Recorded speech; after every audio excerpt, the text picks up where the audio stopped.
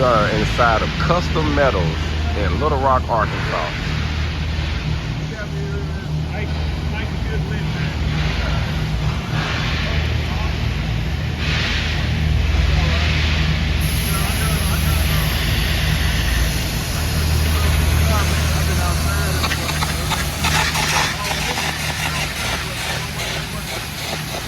That's the galley.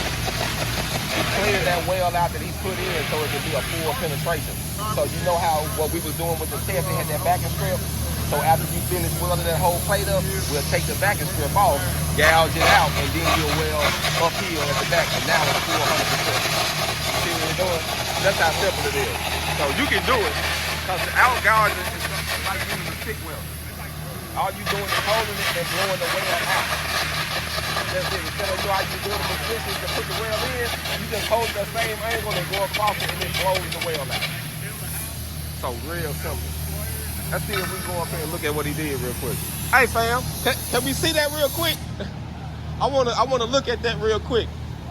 That back gouge is just to show up what it is. You see he's over here back gouging this.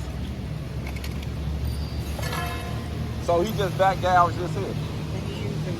Yeah, just like stick rods. They look like rods. And you just push it right on there. It takes all of the stuff off. Come down here, you see the transition where he's gouged and where he hasn't. Right there he hasn't gouged. Right here is where he's cut the metal out. Check it out. See, he gouged it right there. Oh, so he's blowing. Yeah, and pushing all that out. That's all the gas. That air blows below that rod, and that rod arcs. That air blows. Blows the metal out. Pretty simple stuff. Pretty cool though. And then you go back and then you go back and put it back on. Yep. Yep. So they do that to make the wheel stronger.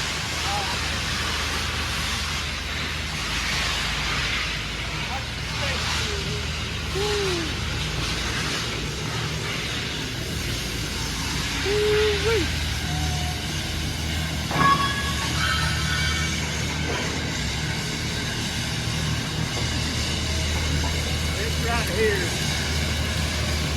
what an entry-level person will be doing when they first come in. Okay. So I can see what they can do, how they can do it, how their work is. See, this one doesn't have any place. These are points. They get a blueprint off their desk. They set the bore stops up there. You might have to have 2 measures. Yeah, they're easy. Put them on plans, Because this right here let them know how far this needs to come out before they weld it in. Right here, so they know the overhang. Because this is there wasn't vent plate. This is vent plate, so that's where they'll be pouring a concrete at when they're doing the building. Yep. They build it, and then they'll float it back. Because it's outrunning. I built these just like what y'all doing, then I went out in the field and put them in. So I'm familiar with the whole process. They'll have to weld these. I can show y'all one that they welded out. Okay. Here, this is easy money. Yeah. It's easy money, fam. Yep. You'll take these up, go uphill. Go uphill. How big is this? This is a 1/2 inch. Yeah, that's 1/2 inch. These are put on by the robot. Okay. The robot won't put all of them on. Okay. The handlers might leave one off. Okay. Well, they'll have to go in there and put the last one on. They give you a running dimension from one end. And that is 6'10". Everything starts from the left end going that way. 6'10" to the edge of that clip. Then it gives you a measurement 3.5 inches from the top of that beam to the center of the first hole. and that's where you sit that one there and let it go. Tag it up. Tag it up, let it go.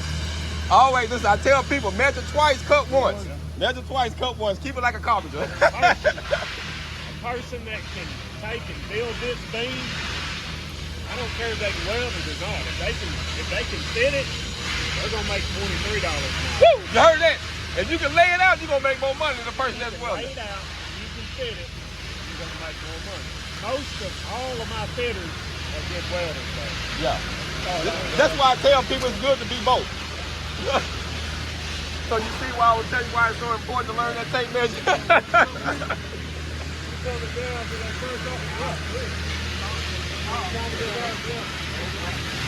What you would do is you have your line laid out. This hole. Hey, hold it that way. Hold it down. Hold it down. Hold it fall.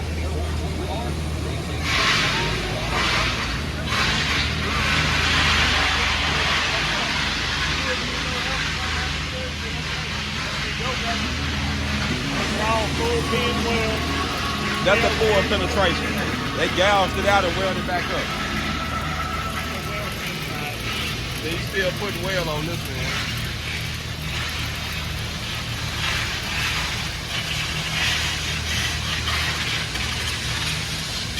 That's what I was doing a lot. That was me. Actually, I'm a welding fabricator, so I was doing both. Like, y'all had me fitting a lot. I did a lot of fitting in there. Remember the two that are in there, they've been here over 20 years. Let me see their face. I guarantee you I got to see their face. You probably remember him. He worked down there. He worked at that other plant too? I remember it was a real short black guy that was over there for a while too. He was short. I'm going to say he's probably at least 45, 47, something like that. You don't think he with you no more, okay. Let's go around this way. That's loud over there. Yeah, it is. That's the sub-arc right there. Now that's sub-arc welder. So is it's rotating? Yeah, it'll rotate it. Yep, while it's welding, yep. They roll, and they got a speed control on it. Set your speed control. Normally it's 12 inches a minute. That sub-arc comes down, you turn your roll on, and you can time it 1 minute. You get your knob set, say it's got a number 3 on it, you know a general idea when it starts every time. Very easy. Hey, everything about it's easy. Yeah. If you got the skill, exactly. If you got the basic skills, it's easy work. And as you see, they are getting to it in this thing. Boy, they getting to the bag in here, boy.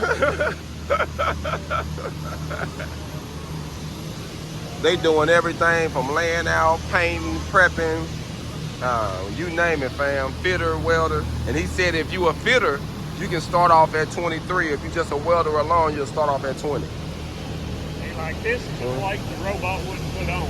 So that's the one you had to put on. By hand welded. This is one that was put on by hand.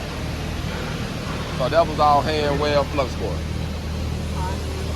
Yeah. Look at that. Look at that. You know it, don't you? See it now. Look. Look at what time it is. She can do it. Oh, she got it. You think you can do that? Oh, I know she can. Oh, I know she knows she can. She knows she can. I'm telling you, I had 10 students. She's my top 5, top 3. For real. Yeah, so that's all robot. Robot weld is. I'm gonna tell you how you can tell. The weld is more consistent. You see how it's more consistent and fine? A person couldn't weld like this without moving. You'll see more of your pulse of like you breathing. It'll still be good, but it won't be like that. Hey, robot you know don't breathe. When I was doing it yesterday, I was going with my breathing like. And you can tell that you move with it. Yeah, but I was trying to move with my in and out breath so I can keep my. You gotta keep the same speed. So now it makes sense what I was saying. Damn, this is a game changer, folks. Family, you know where we at, family? Custom Metal.